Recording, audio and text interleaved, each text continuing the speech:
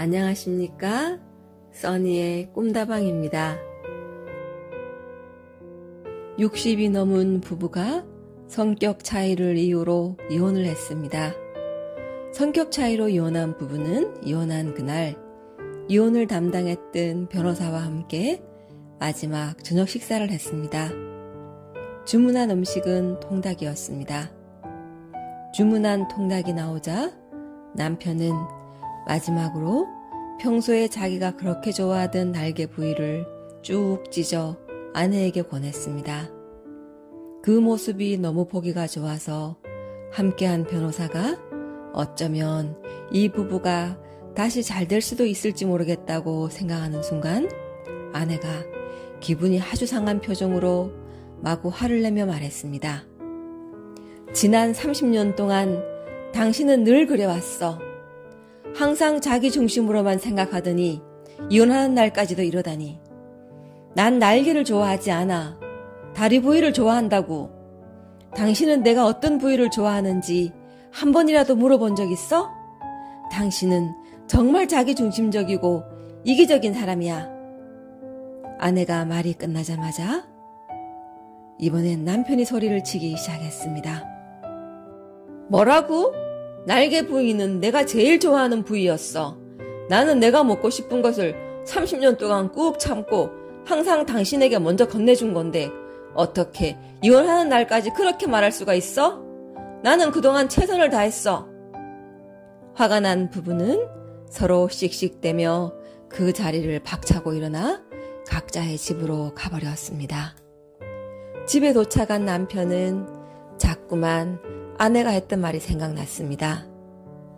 정말 나는 지금까지 한 번도 아내에게 무슨 부위를 먹고 싶은지 물어본 적이 없었구나. 그저 내가 좋아하는 것만 주면 아내도 좋아하겠거니 생각했지. 닭 날개를 떼내서 주는 건 정말 아내를 생각해서 한 행동인데 그것이 그 사람을 화나게 했구나. 아내가 다리 부위를 좋아하는지는 나 정말 몰랐어.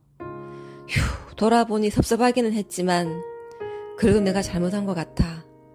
나는 여전히 아내를 사랑하고 있는데 아무래도 사과라도 해서 아내 마음이나 풀어줘야겠다.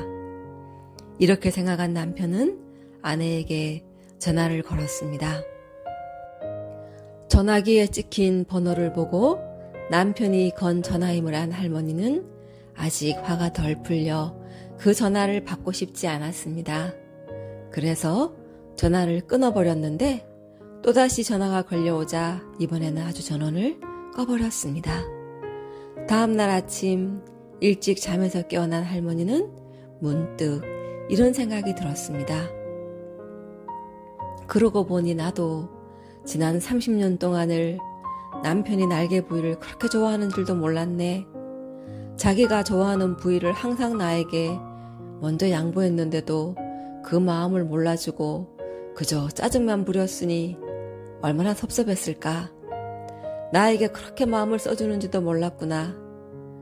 아직 사랑하는 마음은 그대로인데 헤어지긴 했지만 늦기 전에 섭섭했던 마음이나 풀어주어야겠다.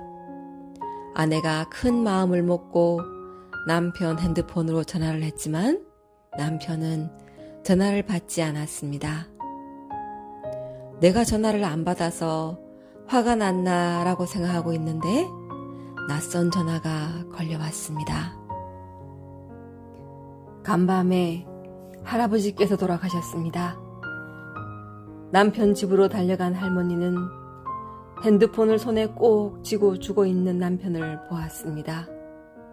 그 핸드폰에는 남편이 마지막으로 자신에게 보내려고 찍어둔 문자 메시지가 그대로 남아 있었습니다.